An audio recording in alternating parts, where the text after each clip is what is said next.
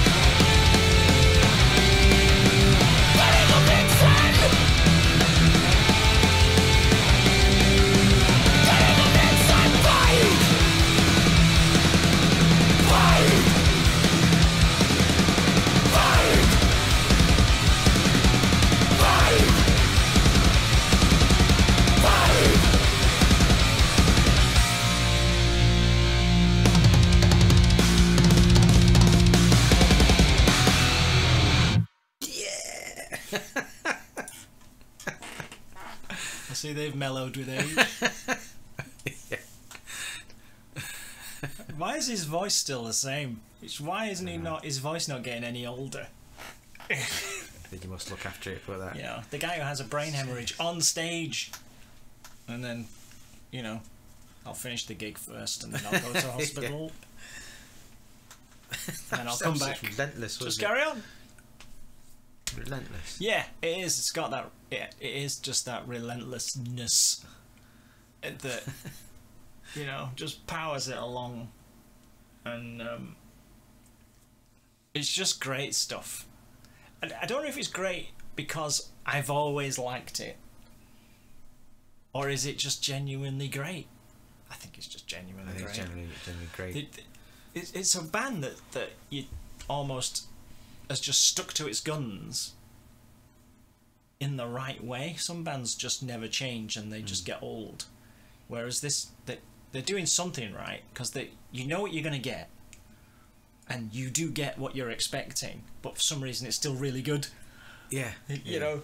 Yeah. Because it's just Overkill, isn't it? I mean, this is Overkill. Dang, there you go. But it's still really good.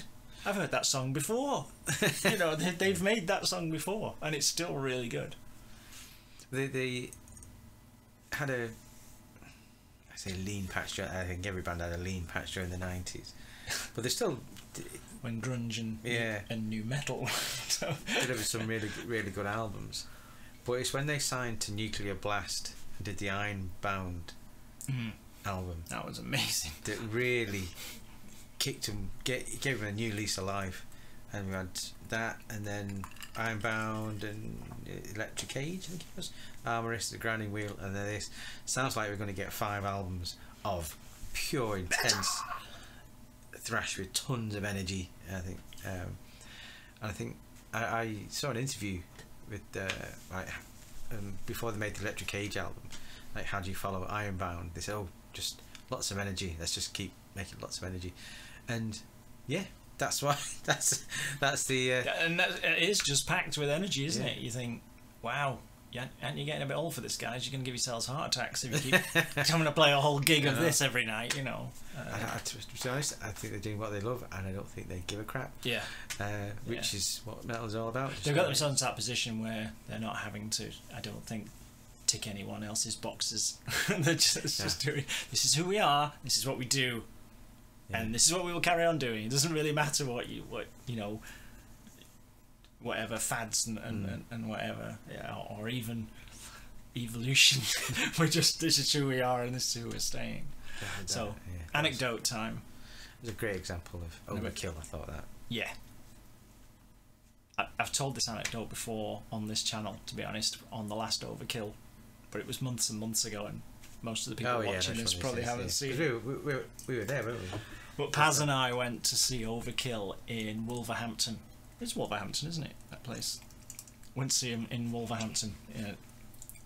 Obviously, there's people watching this from all over the world, but near sort of Birmingham area in just look it up. Wolverhampton. It was in the Civic Hall, but it wasn't the full Civic Hall. It wasn't the main room. It was like a side room, and it was a long room rather than a square room. You know, it was an odd room to be in, and it's an Overkill gig, and there were a lot of people in this.